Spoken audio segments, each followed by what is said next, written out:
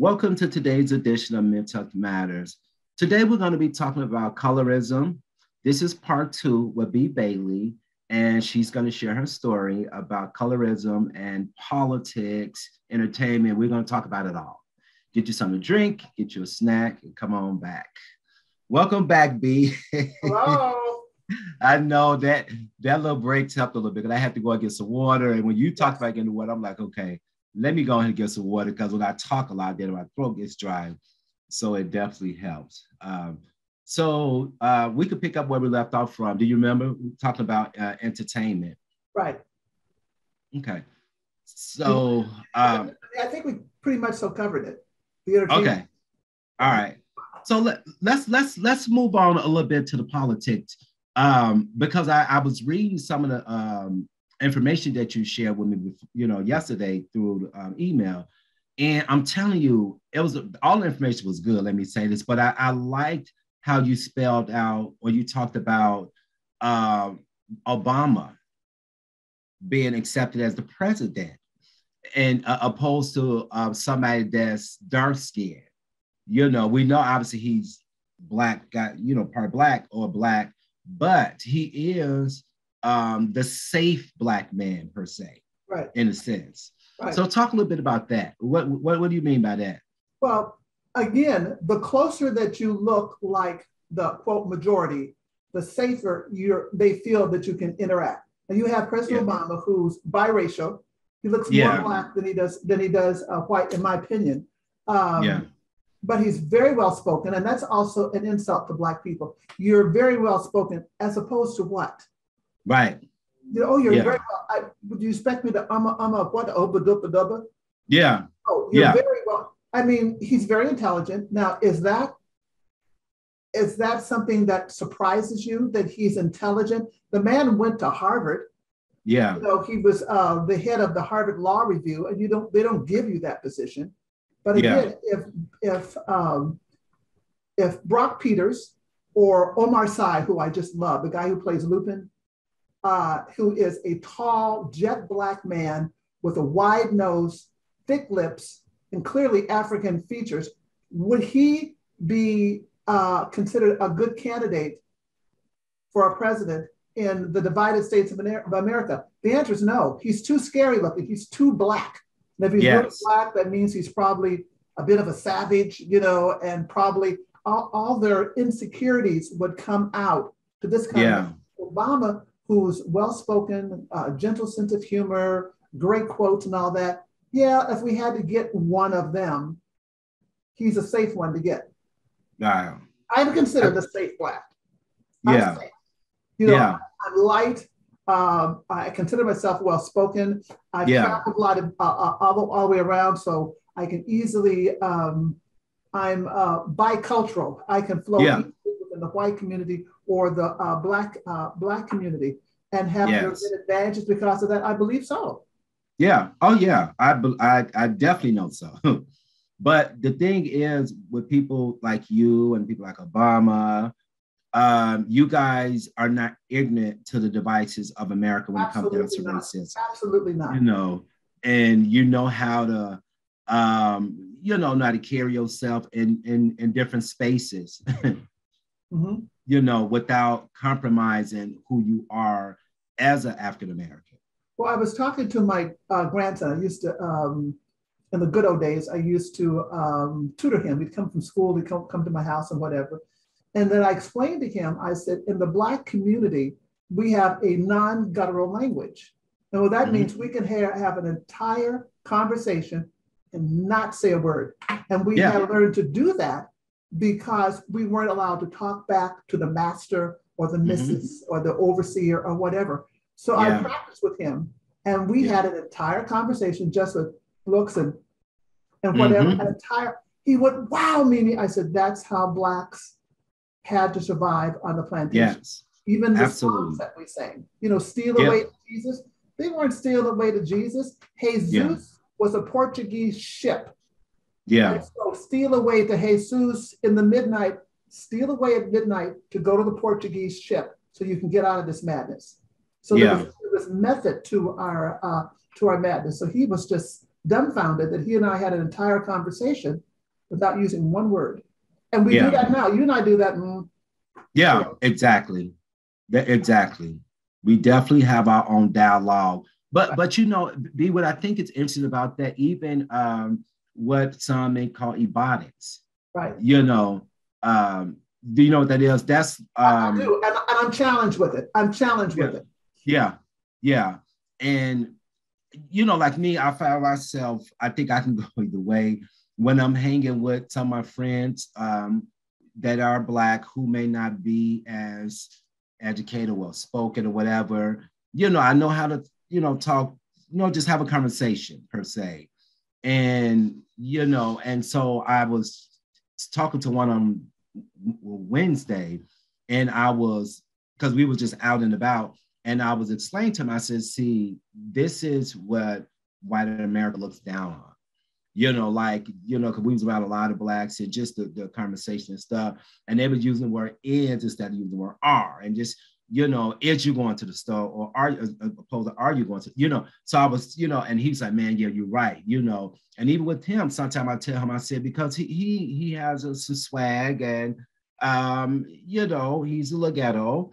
And I explained to him, and a lot of times, you know, we go out and because I'm very, very, I pay attention to a lot.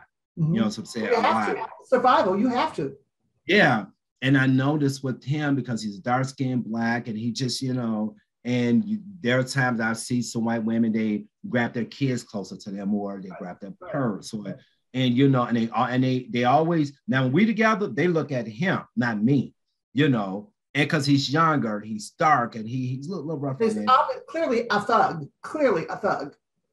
Yeah, yeah. And but he's not like he works and he makes his own money and you know and I would tell him I said this is just how you're looked at like you know and he's like I'm used to it you know I'm a grandmother and you know aunties and stuff you know, this is the ones I told you had a white mother and white grandmother he's used to it and stuff you know and he always said I'm the black sheep of the family you know but you know and I try to teach him how even that term the black sheep. Yeah, right, exactly. And so I try to teach him how to carry himself around different people, you know. But sometimes, you know, I told him, I said, you're not going to be able to stop the stares and, you know, just the looks and stuff. You just continue to carry yourself respectfully and ethical, and that's all you can do. I can remember when I was a manager at Xerox and our receptionist was Black. So we had a deal. If any young Black person came in to apply for a job, she was to call me up front. So I went up front and I met with this young girl who had just come back from the gym. And so she had a pair of sweats on and her gym shoes over her shoulder. And she was picking up a job application. So we're sitting on the couch. It was right around lunchtime and different people coming by. I said, you never have a second chance to make a first impression. All the people that you saw walk by, those are managers. When you come to work, you come as if you're going to start that day and you dress the part. And right now, they'll say, oh yeah, isn't that the girl who came in with the gym clothes and the gym shoes over her shoulder? And that you don't have a sex. So I would meet with the young ones and let them know, you know, if you're going to play Hamlet, I had a manager tell me that if you're going to play Hamlet, and expect to be believable, you better dress the part. Yeah. And I do like that you did that because this is important to try to teach the younger generation because sometimes they either don't know or they've not had a mentor or anyone to just kind of teach them because not a lot of representation is on the level that we may be on, you know. And both of my children are extremely successful and I'm really proud of them. But there's not been a job they didn't go to that I didn't coach or counsel them. And they'd ask me for my opinion, you know, stuff and whatever. And I said, you got to dress the part, not flashy. You carry a small portfolio when you go in there, good eye contact and whatever. Well, I'm in sales and I've done that for years. I've always been the public eye in one way or the other. So I have that advantage and they take advantage of that experience. And they've never, ever gone for a job they didn't get. Not one. Awesome. And my kids are 52 and almost 54. Awesome. Yes, you're almost middle aged. What does that make me? Yeah. they make you a youngster. Thank you. Thank you. So, That's why I like you. yeah, yeah. So I'll take it, huh? Take that.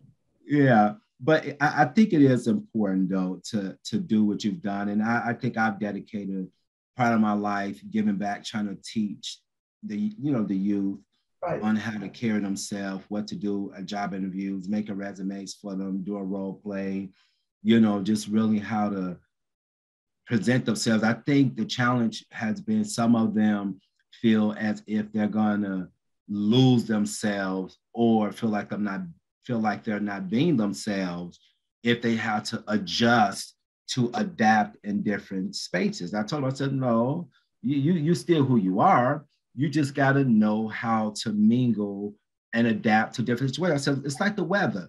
If it's below zero in Chicago and it's 67 degrees here, if you know that the weather is going to be below zero in Chicago, if you're coming from California, you're not going to wear a tank top and some shorts. Right. You're going to adjust your paraphernalia, your clothing, to adapt to the weather conditions in Chicago. And I said that's just how it is with life. And you have to learn to be bilingual. Yes. And you are bilingual. I mean, Yeah. you are bilingual. But Yeah. I was never raised with the ebonics and stuff like that, and I can't do the physical whatever that Snoop Dogg. I don't even know what the heck he's talking about. The jizzle, Yeah. I have Yeah. no clue about stuff, and I don't have a desire to learn that. Yeah. Kind of stuff. Not a desire. Yeah. Yeah. But I think it's it's a part of our culture, especially for those who are in rap or listen to a different type of music or was Right. exposed to a different type of lifestyle. Those are the ones I tend to try to target, if they come on radar, because I think sometimes the mindset is this is just how it is. This is the way it's going to be, and that's a lie. No, you can always graduate out of those type of Absolutely. spaces. You know, so And that's particularly when it comes to like jobs. I mean, I'm not going to change for the man, then fine. You develop your own company and you work for yourself with your standards. But the odds are for you to get a start, you are going to have to work for the white man. And so you're going to have to learn to make the adjustments, take that energy, that information, and then maybe segue into your own business. But Yeah. you when in Rome, you got to do what the Romans do. That's 100% correct. Like That's I mentioned 100% in correct. some of my writings to you, when I first joined Xerox, I worked with Xerox for 23 years. I had a Jerry curl, which is like a curly afro, really kind of curly, and it's really shiny and whatever. And I had that for a year. And then I walked into our kickoff meeting and I looked at the org chart. I had been promoted to a major account rep and didn't know it. I went, wow. So I went that week and told my beautician, he went, you can't wear your hair like this anymore. I said, well, why? It's comfortable. He said, you need to look like the people you're selling to. Wow. From that point on, I moved from the Jerry curl to a straight perm, and perms are hard in your hair because the straight hair was less threatening to my decision makers. Yeah, that's crazy. Yeah, my sister, my older sister actually went through a similar experience at work. Her boss was Black. And my sister started to grow dreads out in her hair. Mm-hmm. And her boss was antagonizing her, for her hair because her boss was a fair-skinned, African-American with long, silky hair. And she did not like the way my sister wore her hair. Mm-hmm. And her and my sister, they butted heads and stuff. And I was trying to coach my sister how to go about dealing with that. Just documentation, what's said, get HR involved and stuff like that. But she ended up quitting. But that was rough on her because that was her first time ever encountering something like that. And I think coming from another Black woman, I think that was more troublesome to her, and for lack of better terms, Well, you look at California. It's sad that California had to pass a law telling employers you cannot discriminate against Black people if they choose to wear their natural hair. Yeah. If a white girl chooses to go from straight to perm, but if she decides to shave half of her head, whatever, but Blacks have been discriminated because of their hair. And California had to pass a law. That's crazy. It is crazy. Yeah. Yeah. But that's just, you know, that's part of what we go through as a culture. Now, in defense of them, Jay-Z is very, very successful, but he needs to do something with his hair to help this old lady. I mean, I understand making a statement. But I mean, he can buy me, you, the studio. He can do all that. But I find his hair more of a distraction. Yeah. I mean, it's not. It's just like he got up in the morning and it's just all over his head. And he gets this Rolls Royce and goes to work and doesn't even think about me. Yeah, I don't. That's my prejudice. Yeah, my prejudice. That's my preference. Preference. Yeah, I don't particularly like dreads. That's just my preference. And I have family members that got, especially guys, they got them long, and it just looked nasty to me. I can't. I don't understand why you want all this hot hair, especially as a man. I just, so. Well, the thing is, with like any kind of hairstyle, if you wear it short, you wear it natural, it needs to be taken care of. And the dreads are fine because I have a grandson raised in Orange County. It's lily white areas you could possibly be in, but he wanted to find his own way. And he started wearing dreads. And his dreads are pretty long. They're down to about here now. But I make sure if you're going to do it, you get them tightened up periodically. Don't look like a woolly mammoth with your hair all over the place. Because I don't mind the style if it's neat. If it's white, you look like you've got a bedhead or a bird's nest on your head. I don't particularly prefer that. But there are some people that like that unkempt look. It's just not my preference. Yeah, it's not mine either.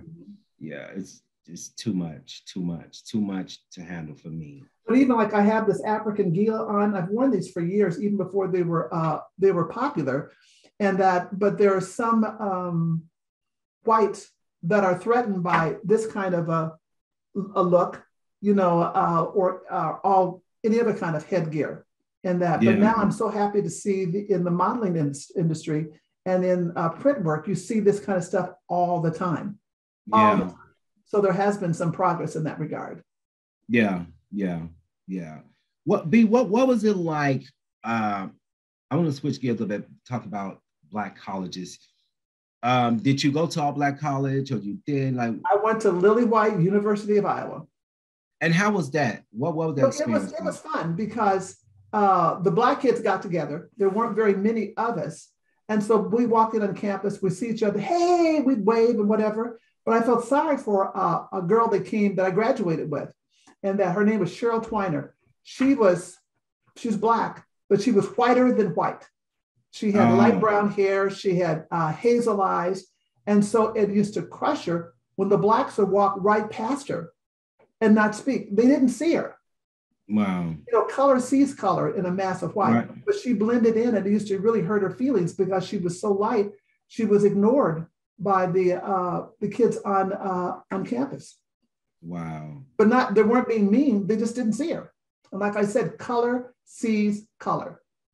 Yeah, I like that terminology because I never looked at it like that, but it's definitely. In my book club, we read an interesting book called The Personal Librarian, and it was a true story of this inexperienced librarian that handled the J.P. Morgan Library and Museum. And her big secret was she was passing. Her mother decided in order for her kids to make it, they need to pass. But I looked at it, it was a true story. So I looked up on the internet, color sees color. I said, that girl's Black. She might be light. I said, that girl is Black. And you can tell, even when Black babies are born, a lot of them are really, really fair. And I was told, look at their ears. Their color hasn't come in yet. If you look at the baby's ears, you can tell the color the baby is going to be. And in 3 days, the color does come in, whatever the baby's going to be. Wow. Yeah. Interesting. I never knew that. Well, I'm 1,000 years old. I know a lot of stuff. Yeah, which is good.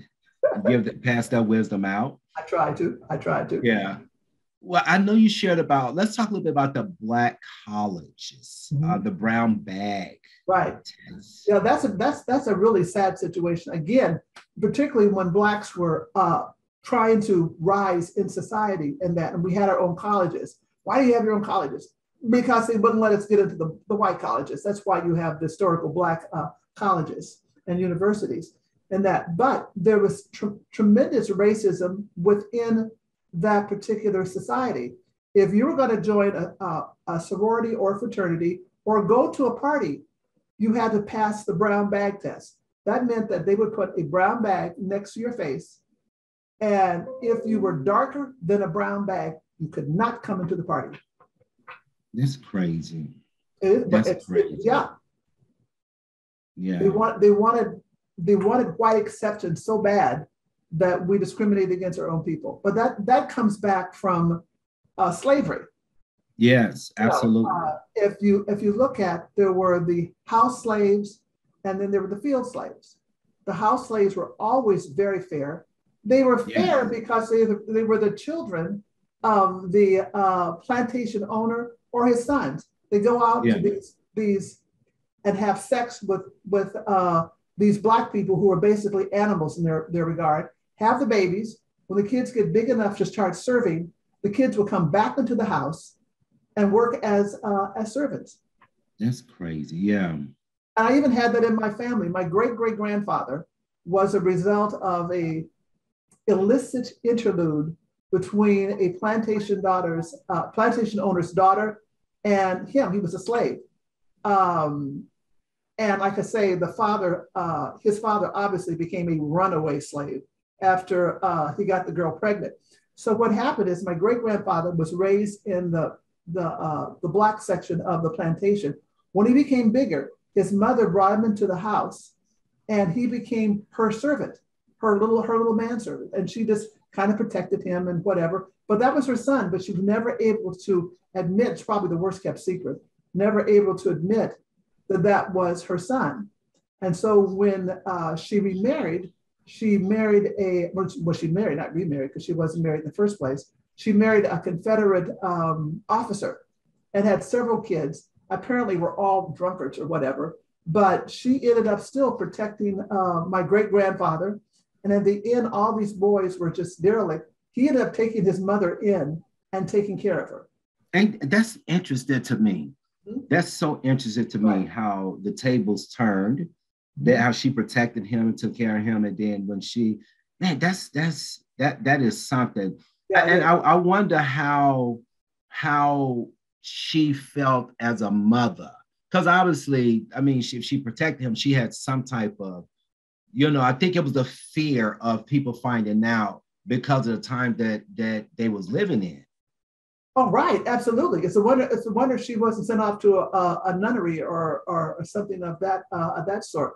So she gets pregnant by a slave, and I had a relative named May. She went and did. We have like a huge book of my entire family. She got death certificate, birth certificates, everything, and photographs.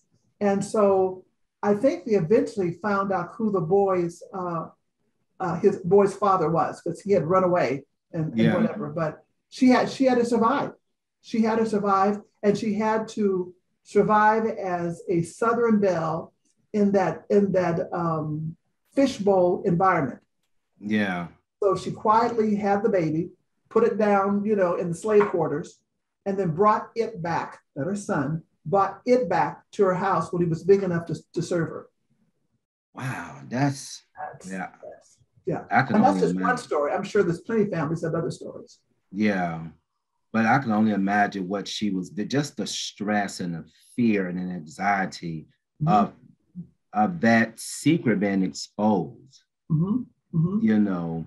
Um, And then she yeah. probably, if anything, to save herself, she probably said she was raped by him or something. Oh You know, yeah, to absolutely. protect her A- southern flower. yeah. What I think to myself often, because I do have a lot of Caucasian friends, and I don't know why my mind goes here, but I often think to myself, if we were the people now, the friends I have now, that's why, if we were back in that time, I wonder how it would be. Would they be the type that would secretly try to help advocate and do things for, or would they just roll with the punches? That I always for some I reason guarantee you, I guarantee you, they would roll with the punches. Because I'm not yes. sure they would have the process capability of swimming against the tide at a time when racism was the rule of the land. Yeah. For what reason are they going to ruin their reputation, their life, to stick up for the little black boy? Yeah. Yeah. I'll give you my old clothes. I'll visit you on the QT, but I can't expose myself that way because it would impact my future. Yeah. How can I marry Linda Sue if she knows that I'm hanging out with the black kids? Yeah. No, I agree. I would like to think they would, but no. I'm in 100% agreement with you on that. 100% agreement on that. You talked about earlier how because colorism does stem from slavery, the house and the field slaves. Right. Do you think that contributed to a lot of black on black crime today? What was going on back in the day with us?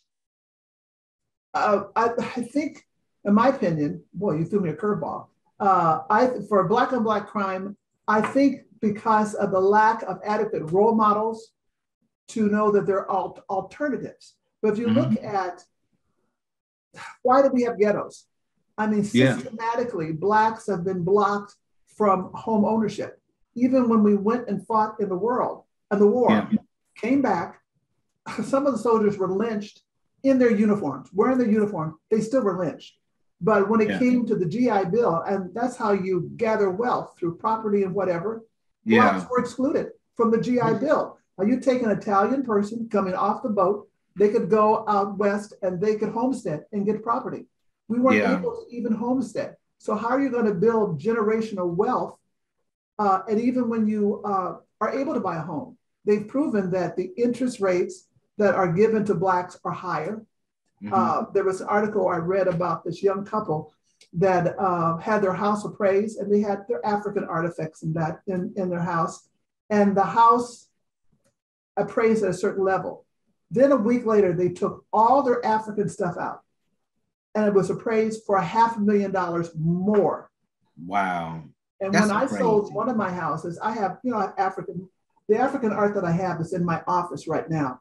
In my living room, you swear I was Chinese because everything in there is Chinese.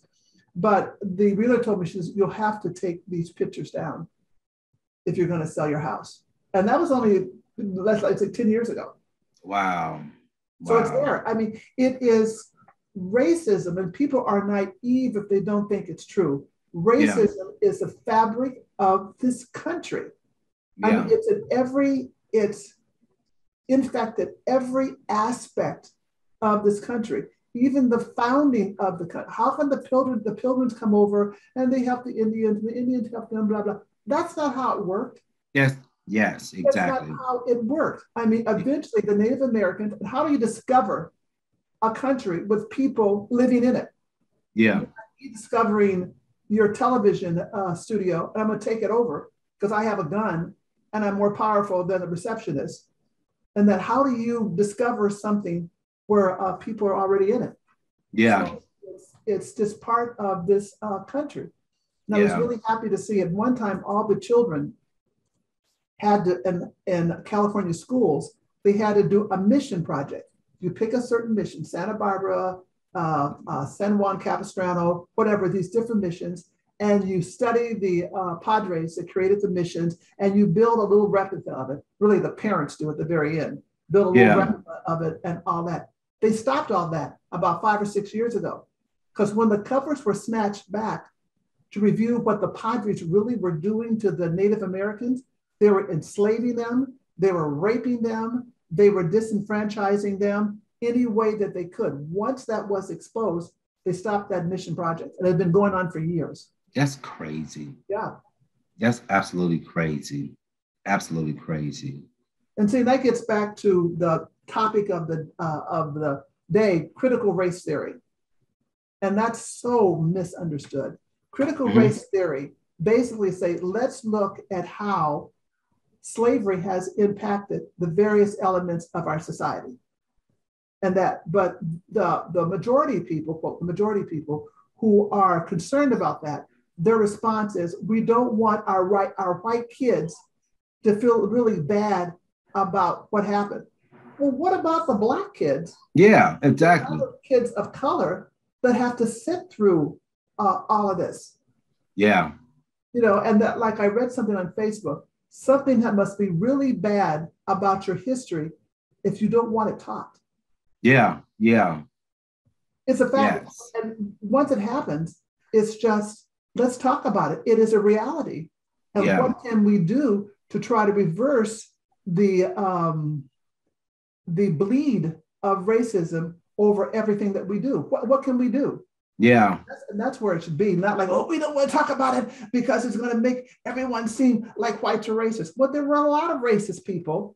Yeah. That was a standard view at that time. Yeah. Yeah. So, and what's wrong with the truth? Yeah. You can't handle the truth. Okay. Yeah. A lot of them, like you said, do not want it exposed. Right. Because they don't want their children or loved ones to feel guilty or even being impacted by some of the poor choices that they made. Right. I always feel like that racism stuff starts at home. It has to be taught. You think? Yes. Yeah. It does. It continues. I mean, you see little kids. How do you learn to say the N-word? And even if you how do you learn to say that's an okay term? Yeah. Because you've heard it. Yeah. So it does start at home. Yeah. And again, the whole critical race theory is not to make white people feel bad. It's to say, please acknowledge the fact that your whiteness has an advantage and it has infected a lot of things that have gone on. Now, what can we do to try to change some of this? It's not going to change overnight. I don't care how much they scream and all that. But to be honest, let's talk about it.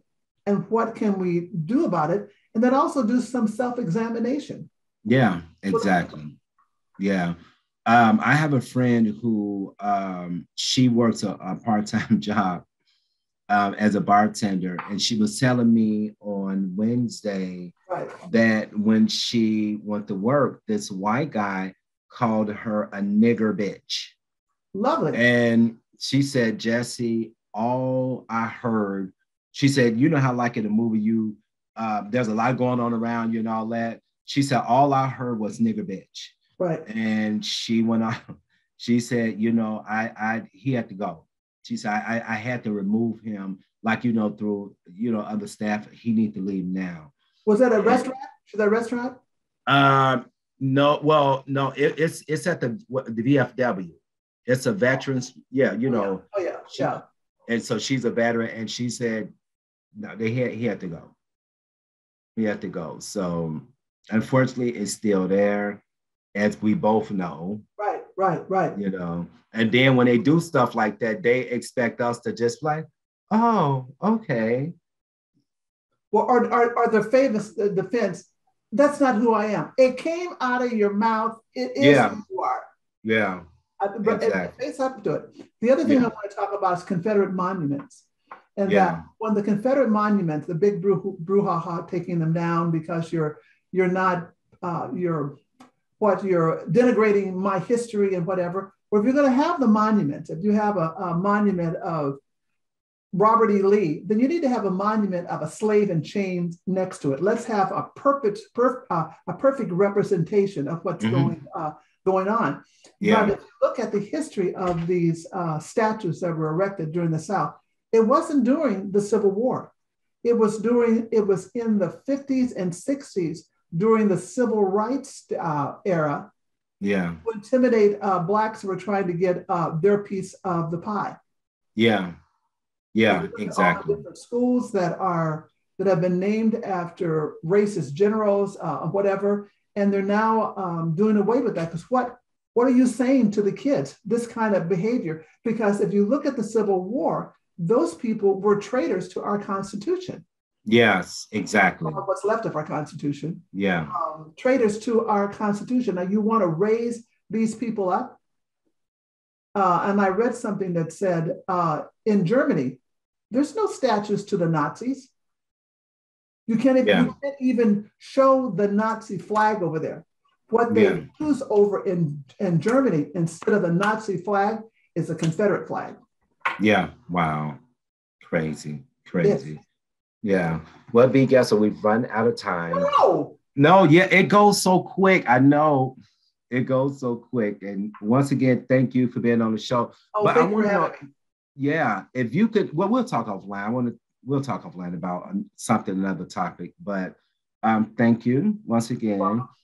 And that's it for this edition of Mental Health Matters. If you enjoyed this particular show, if you would like a DVD copy of the show, or if you would like to be a guest on our show, please dial 916-366-4600. Thank you.